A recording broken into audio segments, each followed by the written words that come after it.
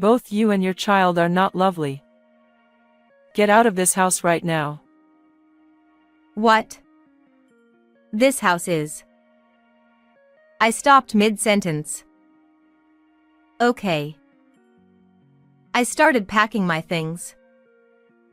My husband was flustered as he watched us. Wait. You don't have to leave. But your dear mother told me to leave. I have to obey, right? Jimmy, don't bother with that woman. Come over here and have some cake. My mother-in-law had a triumphant look on her face. I decided to knock her down a few pegs and went back to my parents' house with my daughter. My name is Megan, a 34-year-old office worker. I got married to a man named Jimmy 2 years ago. Jimmy and I met through a popular dating app, and after a year of dating, we became a married couple. Although Jimmy was unreliable sometimes, he was a very kind and thoughtful man. When we were dating, he would look up restaurants I wanted to try and plan our dates in advance. Even after we got married, when I was tired, he washed the dishes for me or brought home my favorite dessert. About a year into our marriage, we welcomed a beautiful daughter into our lives. My husband was actively involved in parenting, and I felt fortunate to have met such a wonderful husband. However, as expected, he's not perfect in every way. My husband does have some faults. Among them, the most significant fault is that he's a mama's boy.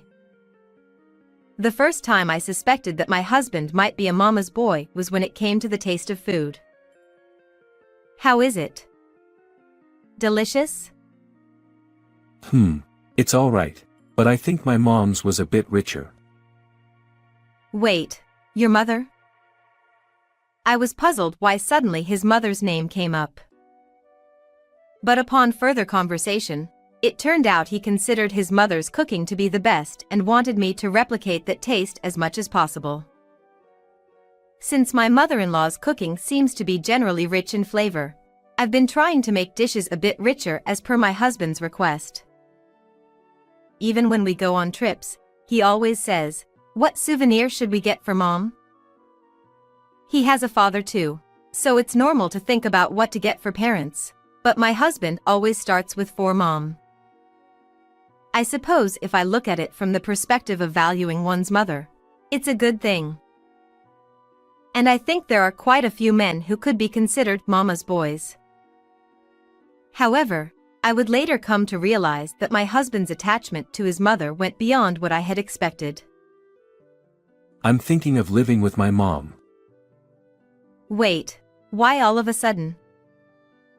Looks like my mom and dad are getting a divorce. What? Is that true?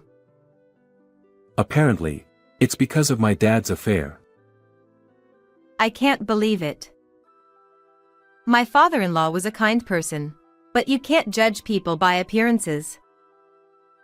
It's really cruel to leave my mom alone, and besides, if we live together, she can help take care of our daughter. That does make sense. I'm currently on maternity leave, but with my mother-in-law's support, I might be able to return to work sooner. But I felt a bit uneasy about it. Does my mother-in-law really like me?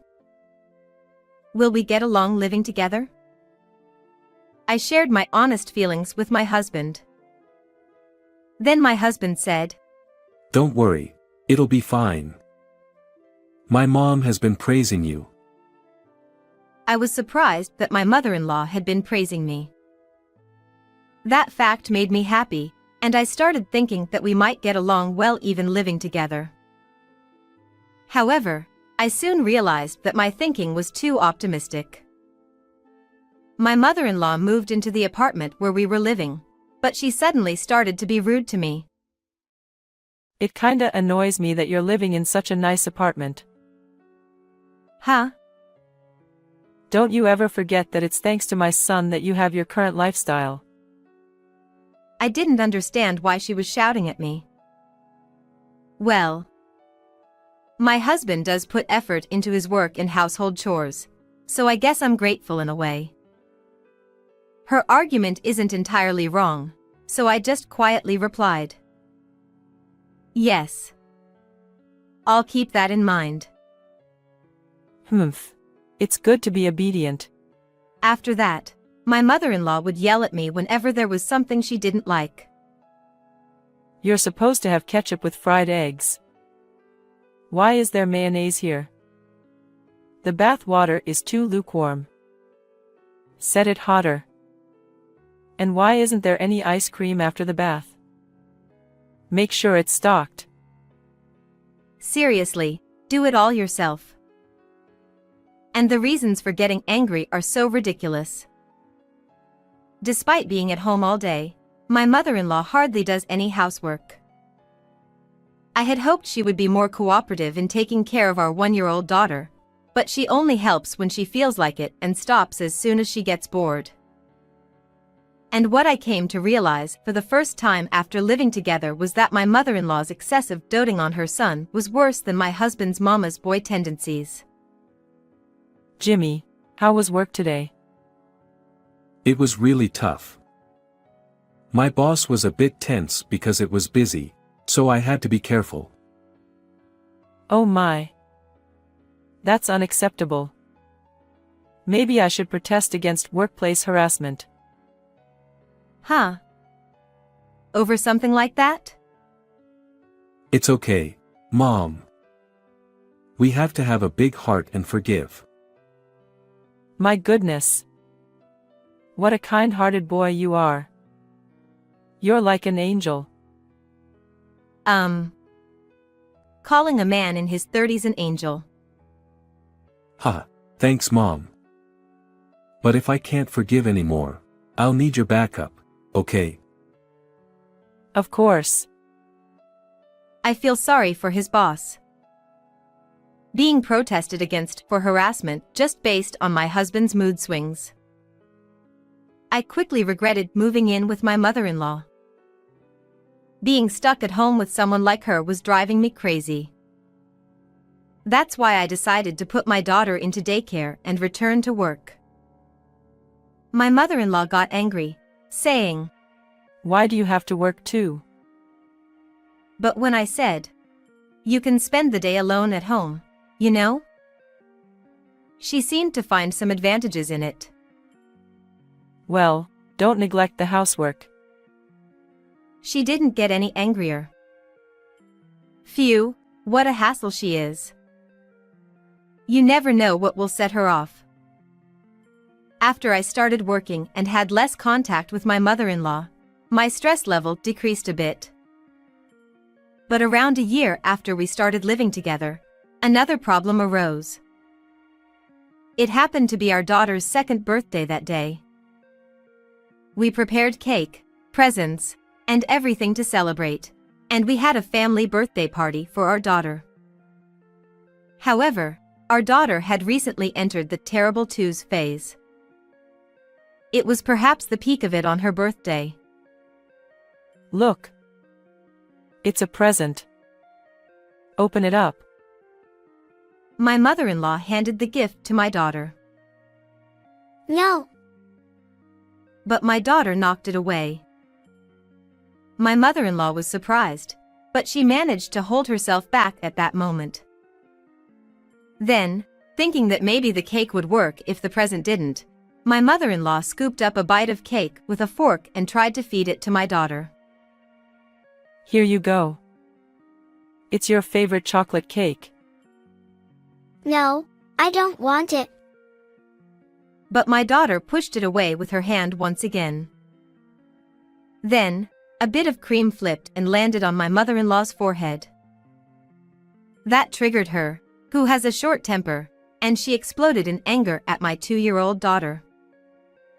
Will you cut it out? You're getting too cocky just because I'm being nice. My daughter burst into tears at the sudden outburst. What are you doing? She's scared. I hurriedly pulled my daughter close to protect her. Shut up. She's such an unlovable grandchild. Then you're an immature grandmother. What did you say? Normally, adults don't use such words on a 2-year-old. Shut up. You're such an insolent daughter-in-law. Can't you control that mouth of yours? As we argued, my husband jumped in. Cut it out. Don't insult Mom. What? Are you taking your mother's side in this situation? Normally, you should take your own daughter's side, shouldn't you? You can make as many children as you want. But there's only one mom in this world. That's despicable. You're saying it as if it's some kind of profound quote, but it's garbage. Hey. Stop talking bad about Jimmy. You and your child are not lovable. Get out of this house right now. What? This house is. I stopped mid-sentence. Okay. I started packing my things. My husband was flustered as he watched us. Wait. You don't have to leave. But your dear mother told me to leave. I have to obey, right? Jimmy, don't bother with that woman. Come over here and have some cake. My mother-in-law had a triumphant look on her face. I decided to knock her down a few pegs and went back to my parents' house with my daughter. After that, my husband called me many times, but I ignored them. I proceeded with various preparations and sent the divorce papers to him. It seemed my husband also filled them out and sent them back to me. I promptly submitted them to the city hall. Then, I called my ex-husband. Hello. I submitted the divorce papers, so thanks for filling them out. Ah, so it's okay, it's fine for me and Mom to keep living in this house, right? Since you are the one who decided to leave here with our daughter. Fine by me, as long as you pay the rent properly. Ha, well, of course I will. This apartment is rented under your name, so I was a bit worried when you moved out the other day. But if I think about it calmly, all I need to do is change the name on the lease, right? Thanks for providing a comfortable living space for me and Mom. That's good to hear. By the way, how much is the rent here? All right then. How about $1,500 for the rent? Ha! What are you talking about?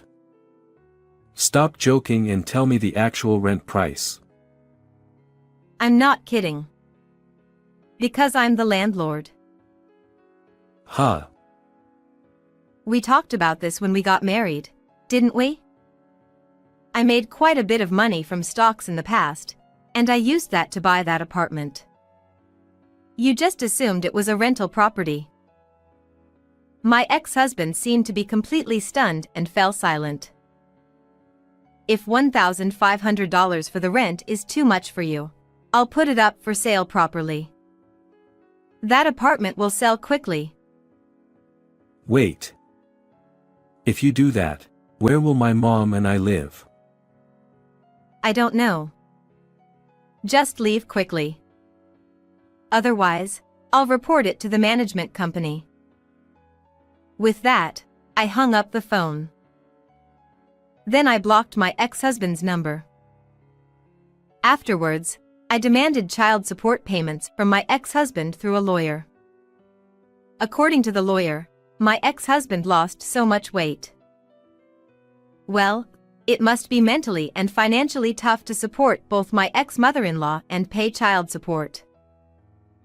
By the way, apparently my ex-mother-in-law also attended the discussions, and both my ex-husband and ex-mother-in-law were just blaming each other, saying, "It's your fault," non-stop. It's surprising how quickly the relationship between such a closely knit parent and child can fall apart when money and a lavish lifestyle are lost. Or rather, Perhaps they were just only superficially connected. Well, it doesn't really matter to me anymore. On the other hand, the apartment sold for unexpectedly high, so I've saved all of it for my daughter's upbringing. Right now, I'm living with my parents, relying on them, and working hard.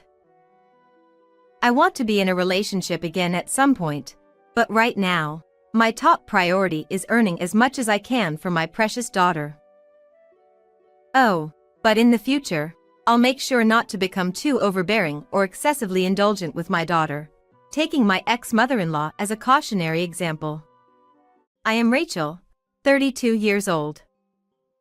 I am an ordinary housewife with a husband who is 3 years older than me and a son in daycare. Though I am a housewife, I also work hard at my job, having a very busy daily life. One day, there was a welcome party for new employees at my company, and I attended as well. On the way back from the party, I was suddenly stopped by a police officer. I had been obeying the speed limit and traffic lights, so I was puzzled as to why I was being stopped. However, I ended up being subjected to an outrageous false accusation by an extremely rude and unreasonable police officer. Normally, I don't usually attend company drinking parties. There are various reasons for this, but the fact that I still have a small child and the fact that I can't even handle a drop of alcohol are major factors. Consuming alcohol triggers such a strong physical reaction in me that it causes me considerable discomfort. However, this time it was the welcome party for new employees, and due to my position as a section chief, I felt obligated to attend. Furthermore, although it was originally planned for one of my subordinates to organize the event, since I'm always sober throughout these events due to my inability to drink alcohol, I volunteered to take on the role of organizer. I want my subordinates to enjoy drinking occasionally at such gatherings. Also, among my peers, there's a woman named Nicola who has an incredibly low alcohol tolerance but loves drinking and has the troublesome kinds of being a laughing and crying drunk.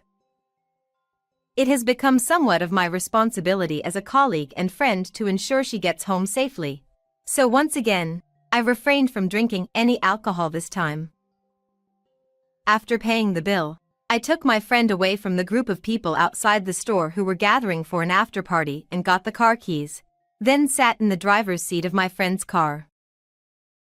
She always anticipates this situation, so she has daily insurance coverage just in case. Even if I were to cause an accident, everything would be okay, as she's fully prepared.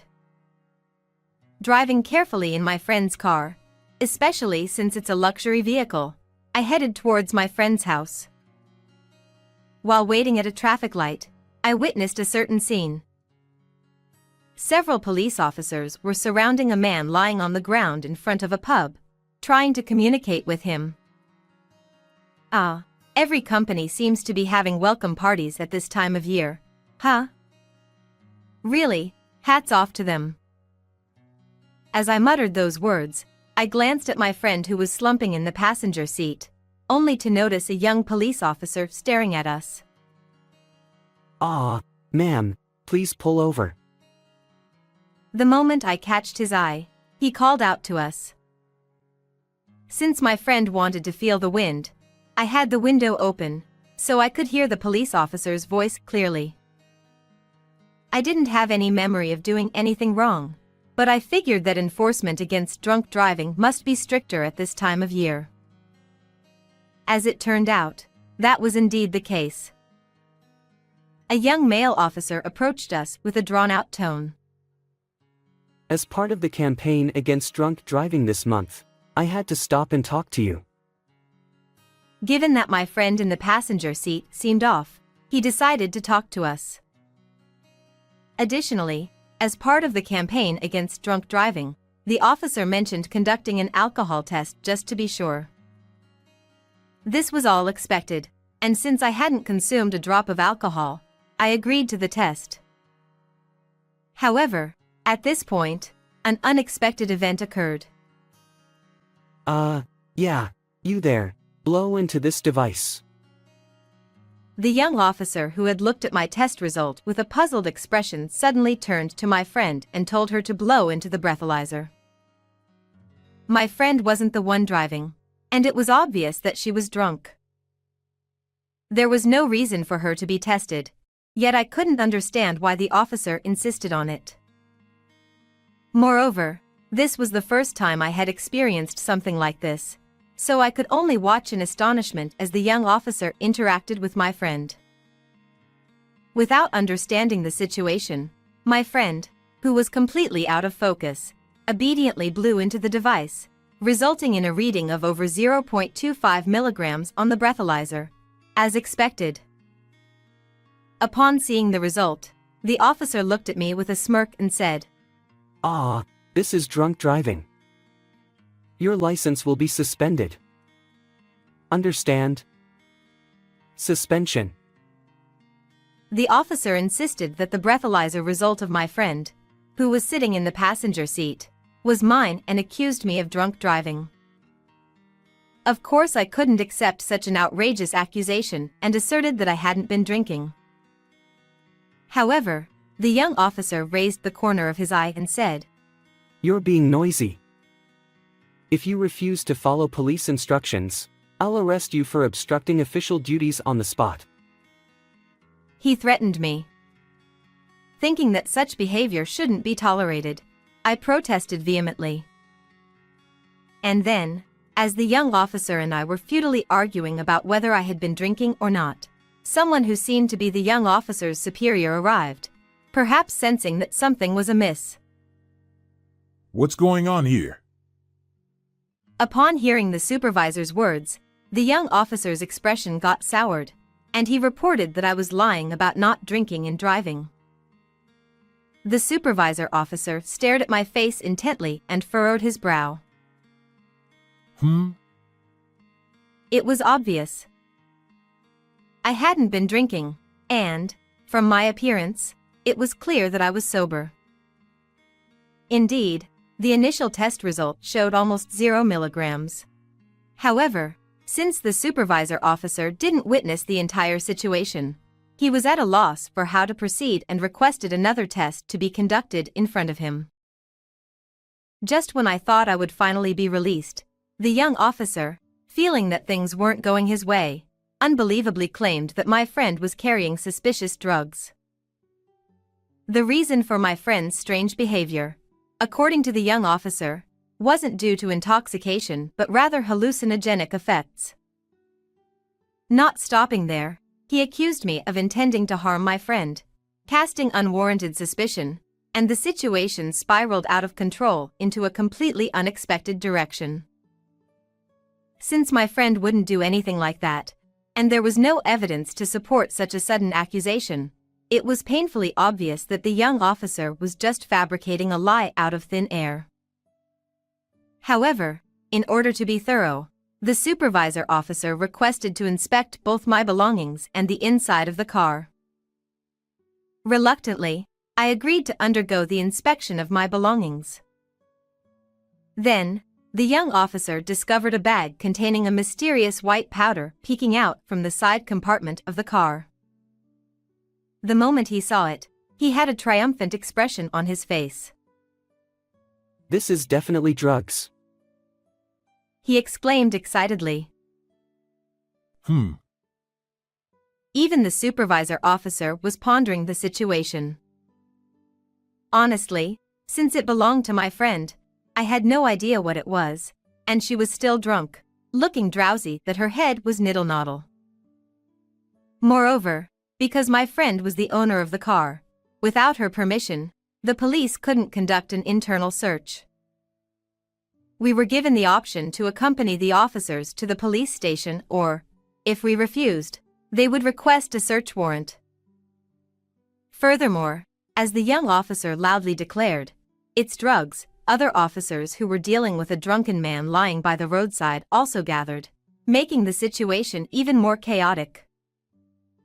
Caught in a situation where nothing made sense anymore, the young officer began to make a fuss about arresting us on the spot. Feeling like things were getting out of control, All right then. Shall we go to the police station? I responded more calmly than I thought. Making a scene here won't solve anything, and I have a lot to say about the false accusation of drunk driving earlier. My friend was also being framed as a criminal, so I couldn't stay silent. Upon hearing this, the young officer looked surprised. Ha! He seemed to prefer arresting us on the spot, but given the circumstances, we were instructed by the supervisor officer to go to the police station for further examination and to provide detailed statements. As soon as we arrived at the police station, I underwent another alcohol test in the presence of many officers to prove my innocence. As expected, no alcohol was detected in my system, and it was concluded that I hadn't been driving under the influence. The young officer who had accused me was scolded by his supervisor for his behavior. As I sighed in relief, the young officer began to make excuses, such as the machine was broken or I didn't blow into the device correctly. In the end, he resorted to fabricating lies, such as accusing me of attempting to steal belongings from my intoxicated friend. The other officers seemed to understand that these were lies, but the young officer was too agitated and uncontrollable. We left the pub at 9:30 p.m., and it's already past 10 p.m. I told my husband that I would be home by 11 p.m., but it seems impossible now, and I'm starting to get frustrated. My friend was getting sober, noticing something's wrong, and was checking what's happening. We are innocent. Please apologize.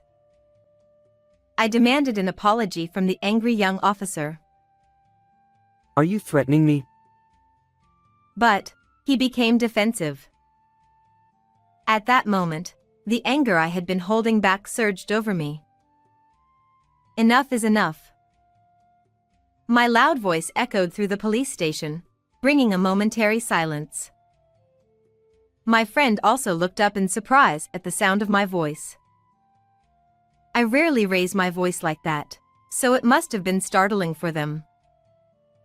Even when my subordinates make big mistakes, I've never shouted like this before. But right now, there's no time for such thoughts. I was falsely accused of drunk driving and nearly arrested, and my friend was even suspected of using suspicious drugs, leading to the situation where we had to come to the police station late at night. It's all because of that unreasonable young officer who does nothing but lie. I can't stand the fact that someone like him abuses the power of the state as a police officer and acts so arrogantly. I strongly felt that he must be held accountable. Phew, it seems you're prepared. I won't hold back anymore. I stood in front of the young officer and asked, "What's your intention in trying to make a false charge against us?" He probably thought that since we're just two women and one of us was drunk, he could easily get away with making things up, right? But that's not going to happen. Then, the young police officer, perhaps defiant, responded boldly. I simply conducted the test as part of the Drunk Driving Prevention Month. The fact is, there were suspicious drugs. You're the one who caused a scene, so why should I be blamed for this? His resolute attitude caught me off guard. But I couldn't let myself be overpowered here, so I raised my voice just as much. Then why did you test my friend and lie that I was drinking after you realized I wasn't driving under the influence? Can you explain that thoroughly? My words caused a stir around us. The young officer, not willing to back down. Do you have any proof that I lied? He still continued denying everything. As I pondered how to recreate the situation. Our car has a dashcam that also records the interior. Could you check that, please? Nicola hesitantly spoke up. It turns out, she had invested in a high-quality dashcam for the luxury car. She chose such a product not only for security but also to capture any incidents that might occur inside the car. She believed this could serve as evidence. My friend mentioned that she doesn't remember the incident because she was too intoxicated at the time, but she believed me and trusted that I wouldn't lie. She also said she would explain about the car interior inspection and the drugs in question. Although she was intoxicated until a while ago, this situation seemed to have sobered her up to some extent. The situation suddenly shifted, with the officers bustling around for inspections and whatnot. Then, the young officer exclaimed, Such heinous criminals should be arrested on the spot. Surely, even if he found himself in a disadvantageous situation, he must have felt he couldn't back down anymore. In response, I protested once again. Please tell me the reason for the arrest. What are the charges? Upon hearing that, the young officer stumbled over his words and fell silent. There wasn't a single reason they could arrest us. In such a situation, the only option left might be an on-the-spot arrest, but we weren't causing any trouble, and we were complying with the voluntary inspection. The other officers, who were beginning to realize that the young officer was lying, were trying to calm him down. We need to confirm the facts first. However, they were sending looks of either disbelief or coldness. The young officer started trembling and eventually burst into tears at that. Afterward, we underwent questioning and inspections at the police station for a while, and before we knew it, about an hour had passed. Thanks to my friend's cooperation, things proceeded smoothly. Regarding the white powder, it's just allergy medicine for hay fever. See, it's pollen season, right? I've always had severe allergic rhinitis, so I always carry it in my car or bag. My friend explained it that way. The name of the medicine's ingredients was printed small at the bottom of the bag, and just to be sure, we had it tested, but as expected, it came back negative. Since there was nothing suspicious found during the car search, and I was the one driving, we were able to completely prove our innocence. Regarding this, I received an apology from his supervisor. I sincerely apologize for the significant inconvenience caused on this occasion. It's late today, so I'll visit with the director tomorrow to offer our apologies once again.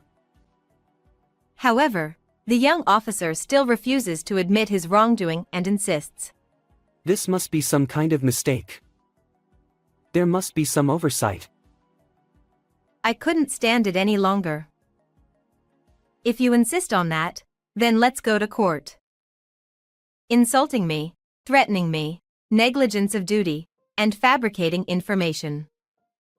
Let's leave it to the law to decide which side is right, as befits a nation governed by the rule of law. With that, even the young officer couldn't say anything more. Just when I thought we were finally free, it was almost midnight, and as I exchanged glances with my friend, I let out a deep sigh. While my friend hadn't completely sobered up yet, I was helping them back to the car when that young officer came running after us and called out. I turned around, thinking he had more complaints, but to my surprise, his face had turned pale.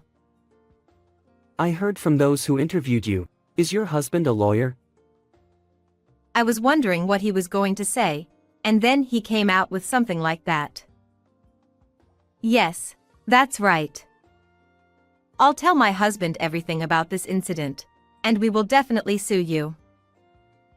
He then grabbed my clothes and pleaded with me. I won't do it anymore. Actually, there's a personal quota I need to meet, so I had no choice but to do such things. The young officer then confessed the real reason for his actions.